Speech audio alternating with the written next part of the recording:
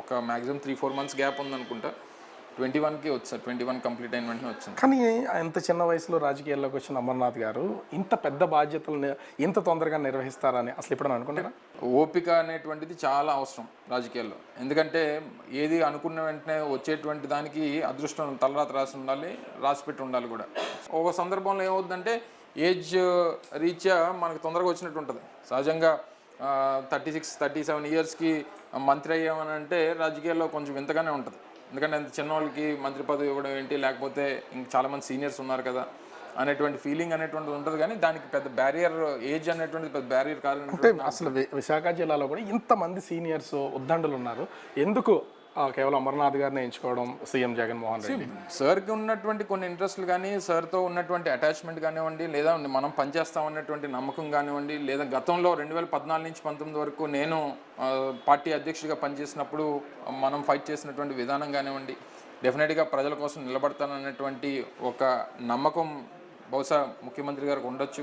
జగన్మోహన్ రెడ్డి గారికి నా మీద ఉన్నటువంటి నమ్మకం అందరికి కొత్తగా నేను చెప్పాల్సినటువంటి పని లేదు. సో అదొక మేజర్ రీజన్ కూడా అయ్యి ఉండొచ్చు. అంటే ఇంత నమ్మకం ఆ సీఎం గారికి మీ మీద ఉన్నప్పుడు ఎందుకు రానున్న ఎన్నికలకు సంబంధించి ఇప్పటి వరకు ఆ సీటు కేటాయించకపోవడం, మీరు మంత్రిగా ఉన్నటువంటి, మీరు ప్రాతినిధ్యం వహిస్తున్నటువంటి ఆ ఎమ్మెల్యే ప్లేస్ని వేరే వాళ్ళు వేరే వాళ్ళు కేటాయించారు అనేటువంటి దానికి వేరియస్ రీజన్స్ ఉన్నాయి. ఈ సోషల్ ఇంజనీరింగ్ చేసేటువంటి క్రమంలో కొన్ని రాజకీయపరమైనటువంటి పరిణామాలు ఉంటాయి, కొన్ని సామాజిక పరమైనటువంటి పరిణామాలు ఉంటాయి.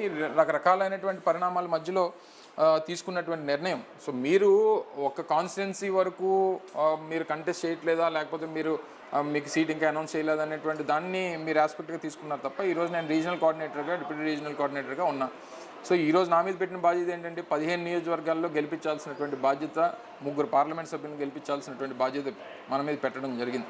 సో ఇవన్నీ దీన్ని ఇంకా బ్రాడర్ వేలో థింక్ చేసుకుంటే మనం ఎప్పుడు కూడా ఒకదానికి కన్ఫైన్ అయిపోయి ఇదే కథ చేయాలి, మీరు ఇది చేయకుండా ఇది ఎందుకు చేస్తున్నారు అనేటువంటి దానికన్నా ఇంకా పెద్ద బాధ్యతలు మన మీద అప్పచెప్పారు అనేటువంటిది డెఫినెట్గా చూడాల్సినటువంటి అవసరం. విశాఖ జిల్లాకు సంబంధించి డిప్యూటీ రీజనల్ కోఆర్డినేటర్ అనే ఈ పదవితో మీరు సంతృప్తిగా ఉన్నారా?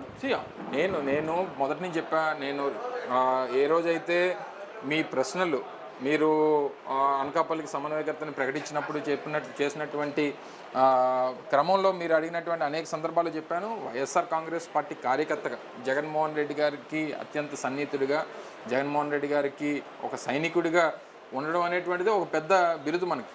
సో అంతకంటే పెద్దది ఇంకేం కావాలి? దీనికి సాటిస్ఫై అవ్వాల్సినటువంటి అవసరం లేదు. జగన్మోహన్ రెడ్డి గారికి అత్యంత సన్నిహితుడు అనేటువంటిది బిగ్గెస్ట్ సాటిస్ఫాక్షన్ నా లైఫ్లో. అంటే ఇప్పుడు ఉన్నటువంటి ఈ పదవి ఎమ్మెల్యేగా సీట్ ఇవ్వకపోయినా కూడా దీంతో కాంప్రమైజ్ అయిపోయి ఖచ్చితంగా పార్టీ కోసం పనిచేసే ఎమ్మెల్యే అవుతారు, ఎవరు ఎంపీ అవుతారు అనేటువంటి దానికన్నా రేపు మళ్ళీ రాష్ట్రంలో వైఎస్ఆర్ కాంగ్రెస్ పార్టీని అధికారంలోకి తీసుకురావాలి. మళ్ళీ జగన్మోహన్ రెడ్డి గారు ముఖ్యమంత్రి అయితే మా నాయకులు కానీ, మేము కానీ, మా కార్యకర్తలు కానీ, మా పార్టీ అభిమానులు కానీ, ముఖ్యంగా రాష్ట్రంలో ఉన్నటువంటి పేదవాడు కానీ ఆనందం పడేటువంటి వారిలో వారందరూ కూడా ఉంటారు.